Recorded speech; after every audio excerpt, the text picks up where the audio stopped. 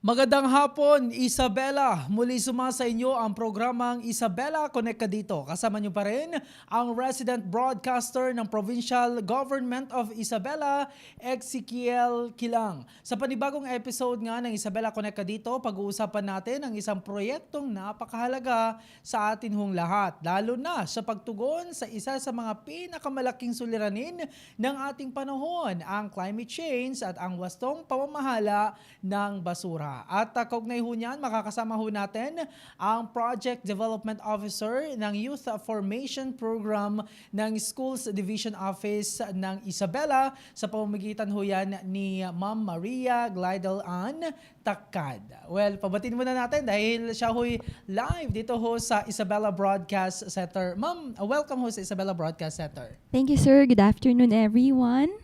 Hello, kamusta kayo dyan? Sana okay kayo. Ayan, sa mga mahal ho sa buhay ni Ma'am ha, sana ay okay din daw ho kayo. Anyway, Ma'am, ngayong araw ho na ito, no, talagang napakahalaga ho, lalong-lalo na sa DepEd Isabela, itong isa hong proyekto ho na ito. And gusto ko, manggaling ho sa inyo ho mismo, ano ho ba itong proyekto na inyo hong inilonsyo? Nag-umpisa kanina hong umaga at ano ho yung layunin ho nito, Ma'am Aglaidal? So, kaninang umaga, opisyal na aming inulunsad ang Project Trashform. Ito ay isang initiative ng Division of Isabela sa pamamagitan ng DRRM and YFP units. So, itong Project Trashform ay isang advocacy na naghihikayat sa ating mga mag-aaral, especially ng mag-aaral ng SDO Isabela, upang pumulot or mangolekta ng basura at ito'y magiging school supply, sir. Matanong ko lang, ma'am, no, paano ho nag-originate itong project ho na ito para sa kalaman din ng ating mga viewers? Actually, sir, ito ay isang napaka-interesting story. So, ito po ay nag-originate sa initiative ni dating school head and ngayon ay PSDS na ng San Mateo North District na si Resty De Galicia, Sir Resty De Galicia, way back 2010 pa, sir. So ito ay in support of Republic Act 9003 or yung Ecological Solid Management Act of 2000. So ito ay inilunsad niya sa kanyang school dati na Malasin ES ng San Mateo District, and ito po ay inadopt ni Sir Chris at inilagay niya sa kanyang 2019 DRRM Accomplishment Report, sir. And ang SDO Isabela ay na-recognize bilang best implementer po ng CCAM, Climate Change Adaptation and Mitigation Initiative, sir.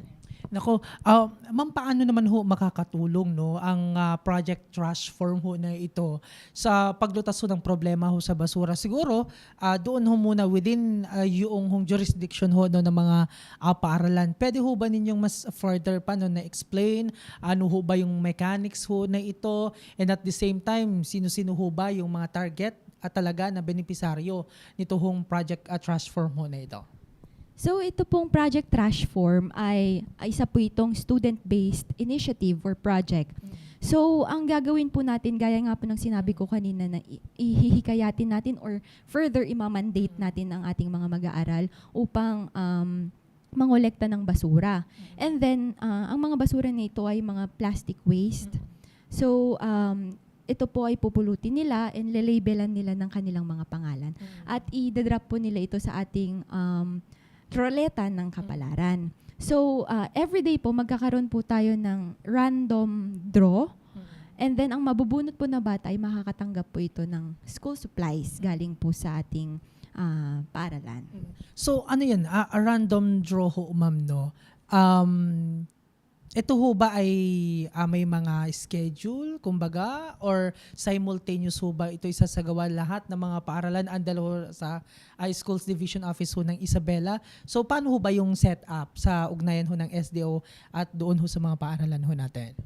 Nakalagay naman po sa ating division memorandum, sir, na ang buong eskwelahan, lahat ng eskwelahan sa Division of Isabela ay mag-i-implement nitong project na ito. So siguro magiging base na lang po siya sa decision ni school head, ng ating mga school DRRM coordinators or ng mga designated officers kung kailan sila magpapa-random draw. Nako. Pero ma'am, makuan lang, no? I'm just curious lang kung bakit nailunsad ho itong sa wakas, kumbaga, no? Inilaunch na ho itong project ho nito na kay tagal na ho palang syempre nabuo. Kumusta ho ba ang status ng mga basura ho sa mga bawat paaralan? So alam naman po natin, sir, na isa sa mga problema ng Pilipinas, hindi lang ng Pilipinas, ng buong mundo, ang basura. So ang meron naman po tayong mga ibang proyekto katulad ng yung pagsesegregate ng mga basura.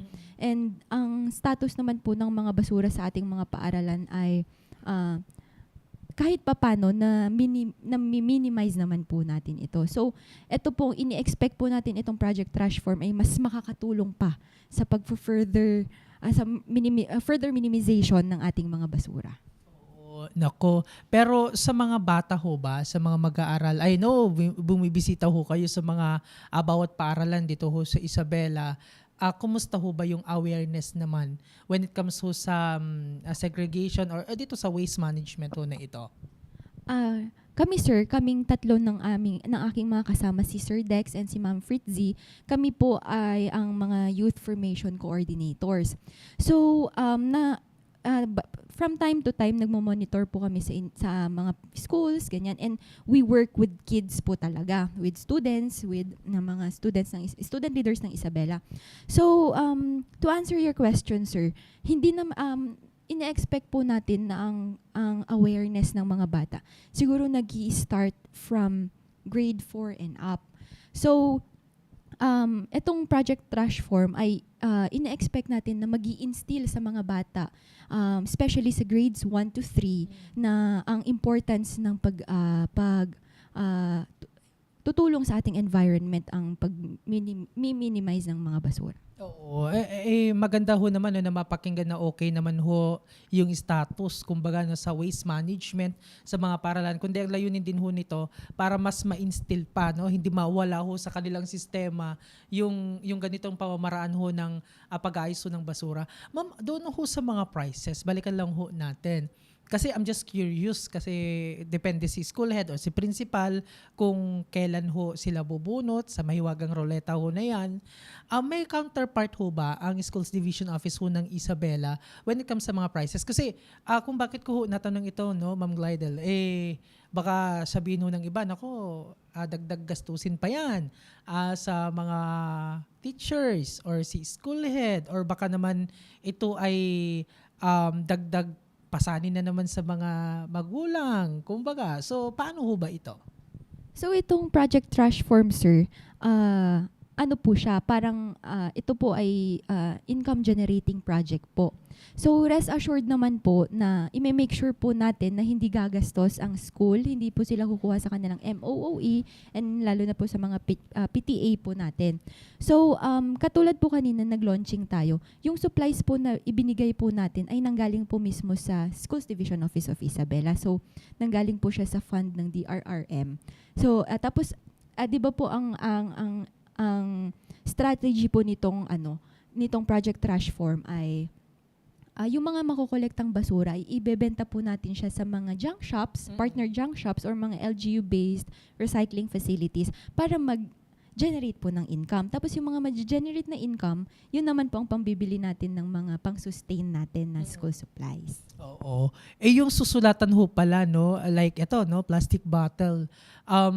Paano po yun? Baka iwasan ho ng mga estudyante yung mga basura na hindi pwedeng masulatan, kasi baka sabihin ho nila, nako, hindi naman masusulatan ng pangalan ko yan o ng wish ko yan kasi hindi ko na pupulutin. So paano ho yung hakbang ho dito? Katulad ng sinabi ko kanina, sir, na yung parang itong Project Trashform ay ina-expect nating tutulong mag-instill sa mga bata ng awareness sa mga basura sa paligid. So siguro with the help of school heads, other DRRM coordinators and YFP coordinators po, and other designated officers, we will make sure po na lahat ng basura mapapansin ng mga bata. Kasi, di ba sir, basura is basura. Makakasira po talaga sa kapaligiran. Siguro yung mga guro na lang, no, further na i-explain na lang na hindi lang dapat plastic bottle or mga bagay na nasusulatan. Siguro, no, well, I think naisip din na ho ninyo, ma'am, yung pabigatan ng basura. Kumbaga, para nang sa ganon, anumang uring basura yan, kukunin at kukunin talaga ng mga estudyante. Yes, sir. Actually, since it's still launching, parang we will make sure na titignan po natin yung mga pwedeng mangyari in the future, and we will take note of that, sir. Speaking of future, ma'am, no, I know, syempre, may mga objectives ho kayo dito. Ano ho yung next plan ho ninyo? Lalong-lalo na kapag, syempre, naging successful ito hong Project Transform ho na ito. Siguro, sir, pwede po natin siyang mapasa sa ating mga local barangays and hopefully other schools division din po. Kasi ito po ay napaka super gandang advocacy po, and hopefully yung mga other divisions and ating mga barangays, meron po silang maging parang magkaroon sila ng interest na i-adapt po itong project na ito. Oo. Okay, so maganda ho yan, no, i-adapt kumbaga ng community. Ma'am, doon pala sa sa mga paaralan, may coverage ho ba ng pamumulat? Within the jurisdiction lang ho ba ng premises kumbaga, no, ng paaralan pwedeng mamulot yung mga estudyante? Kasi baka may mga viewer ho tayo, no, ng mga mag-aaral. Pwede daw ho bang basura from their barangay ipunta sa sa drop box ninyo sa mga paaralan? Siguro, sir, ito po ay masasabi ko pong within the premises of the school. Pero syempre, sir, i-expect na din po natin sa mga bata, since naituro na po ito sa kanilang paaralan. Pag-uwi po nila sa kanilang mga community, yung mga basura na pupulutin nila, ilagay na lang po nila sa mga designated mga trash bins, ganyan, para po makatulong din po sila sa pag-minimize ng mga trash sa kanilang mga barangay. Okay, just to maintain cleanliness sa mga paaralan, nako, dapat hindi ho ma-miss yan ng mga mag-aaral ho natin. Kumusta ho pala, ma'am, no, yung launching ho ninyo? Ano naman yung feedback na nakukuha ninyo from the teachers, of course, school head, lalong-lalo na sa mga learners ho natin? Kanina, sir, nag-launch po kami pagkatapos ng flag ceremony sa Gibang Elementary School. It was headed by our ASDS po, Ma'am Mary Julie A. Truz, and SGOD Chief, Sir Jess Antonio, and PSDS po ng Gamu District na si Ma'am Ligaya Buscaino po. It was attended by other PSDSs and other SGOD personnels and PDO districts po. So, ito naman po ay isang masayang launching kanina, sir, kasi sila Ma'am Julie, sir, ang ASDS Julie po ay pinangunahan ang roleta ng kapalaran. Sila po ay bumunot ng mga 10 na mga trash, and nabigyan naman po mga 10 bata kanina. And wala po talagang makakapantay dun sa makita mo yung mga tuwa, mga ngiti sa mga mukha ng mga bata kanina, sir. So, parang for me, feedback is parang good, well done. Oo. Maganda kasi, Ma'am Aglaidel, no, yung parang namomotivate yung mga bata na pagpasok pa lang talagang yung mata nila nakakalat na sa paligid. So, aside sa pagsulat ng pangalan, may pwede bang yung wish ng bata isulat sa plastic bottle kung sakaling yun yung mabunot, pwedeng i-provide? May mga ganun bang instances kung Dito kasi sa nilaunch natin, sir, parang name lang yun nasa mechanics. Pero siguro in the future, and pwede natin siyang iayusin ng content, baka pwede nating mai-provide yung mga wish ng mga bata. Yung mga teacher baka pwede daw po sumali. Pwede rin daw sumali mga teacher, o di kayo yung mga parent, no, na naghahatid sa mga Pero syempre nakadepende yan. We respect din ho naman kung yung mechanics ho talaga. But anyway, ma'am, aside from dito, when we say mga ways ho kasi, no, sa SDO Isabela, may mga ibang projects din ho ba inline ho sa waste management? Katulad po ng ng sa youth formation po, meron pong nilulutong activity po Nako, ngayon. mukhang masarap yung luto na yan. Yes. Parang ito po ay isang initiative po ng aming dating student leader from Regional Science High School, sir, na dating ESO president po namin. And hindi lang po parang nagkulang lang po siguro kami sa time last year na i-implement po itong project na ito. Pero hopefully this year, pwede po namin siyang maumpisahan. Ito po yung parang mag-iipon po tayo ng basura, parang sa waste management din, sir, for the whole year or kahit last quarter lang po ng year, and then by December magkakaroon po tayo ng division-wide parole making contest. So dun po natin mailalagay yung mga waste na naipon ng ating mga bata. Oo, nako, maganda yun na aabangan ho namin yan, ma'am, no? Para nang sa ganun, maibahagi din. May mga ano po ba, ma'am? May mga after ho ng launching, ano naman yung feedback? Yung natanong ko kanina, no? Feedback from the teachers, learners. May natatanggap na ho ba kayong mga feedback from other schools, kumbaga, o sa mga SDO within our province or region? Actually, sir, wala pa. Pero we will hope na sa mga susunod na araw, marirecognize po tayo. Oo naman, no? Maging positibo lang ho tayo, kumbaga. Anyway, so ma'am, doon pa rin ho sa inyong division, kumbaga, no, ng Schools Division Office ho ng Isabela. Kukunin ko na rin ho pagkakataon para makumusta ano pa ho yung mga pinagkakaabalahan aside ho sa waste management. Ano pa po yung mga pinagkakabalahan ng youth formation program, kumbaga, kayo, aside from this? So, isa kasi sa mga main objective po ng youth formation, ito po ay ang leadership government program. Okay. So, we parang recently lang po, around March, nag-elect po kami ng mga officers for parang 5 organizations, the SSLG, YESO, BKB, Barkada Kontra Droga, ang SDO Isabela Initiative na PFC Peer Facilitator Circle, and ang BERT po, ito naman po yung Batang Empowered and Resilient Team in partnership din po ng DRRM and YFP. Ako, sige. Anyway, maraming salamat, Ma'am Glidel. No? I know kayo ho'y pagod from doon ho sa launching, and thank you very much, no, sa pagkakataon na kayo ho'y bumisita ho dito sa Isabela Broadcast Center to introduce din ho itong projects ho ninyo, and para malaman, yun nga lang, hindi na ho ito sekreto, nalaman na ho ng atin ho mga kababayan kasi napapanood ho tayo, no? Hindi lang ho dito sa Isabela, nationwide and of course worldwide. Hopefully ma-adapt ho nila itong project ho ninyo. Baka may mga nais ho kayong ipaalam ho muna, mga announcement ho ninyo na kinakailangan hong malaman ng atin ho mga learners. So please go ahead, Ma'am Glidel. So, good afternoon, Isabela. I am Glay Takad from SDO Isabela.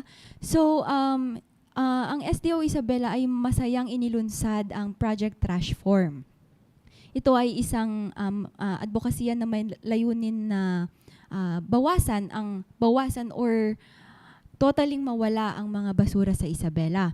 So, ako ay nandirito sa inyong harapan upang hikayatin kayo na maintain natin ang isang maganda, malinis at responsibilidad na kinabukasan. Gaya nga po, sir, ng sinabi ng ating Miss Earth 2017, Miss Karen Ibasco, as a global community, our micro efforts will have a macro effect to help save our home and our planet. Thank you so much po. Naman, nagulat ako dito, may pang beauty ka. But anyway, sa atin ho mga kababayan ho, no, sana hindi lamang ho mga learners ho ang matuto ho dito, di ba, Ma'am Glidel? Kundi lahat ho tayo, kinakailangan ho may pakialam ho tayo sa mga basura ho natin para nang sa ganun, hindi rin ho tayo maperwisyo. Lalong-lalo na ngayon ho'y panahon na ho ng tag-ulan, so kinakailangan ho nating maging responsable, kumbaga, no, sa atin ho mga basura. Anyway, maraming salamat again, Ma'am Glidel, Ma'am Maria Glidel Fidel Takad from Schools Division Office ho ng Isabela. Maraming salamat sa lahat ng mga tumutok at syempre abangan ang susunod pa hong episode tuwing Martes ho yan at Biyernes sa parehong oras at parehong programa. Huwag din kong kalimutang i-like ha at i-follow ang ating Facebook page. Nasa screen ho ninyo, makikita ho ninyo ang Isabela PIO upang maiwasan ang anumang fake news at manatiling updated sa mga mahalagang impormasyon. Sa ngalan ho ng aming Provincial Information Officer na si Attorney Elizabeth Binag at ng Isabela Broadcast Team, ako po ang inyong resident broadcaster ng Pamalang Palalawigan ng Isabela, Ezekiel Kilang, nagsasabing, nako, tam nga na. Maraming salamat po.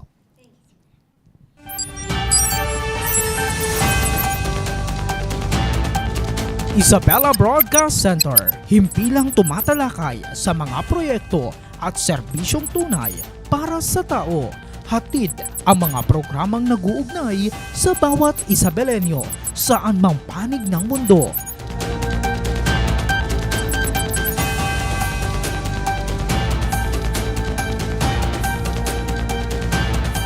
Delivering in-depth, trustworthy, and objective news. Dito ka, konektado.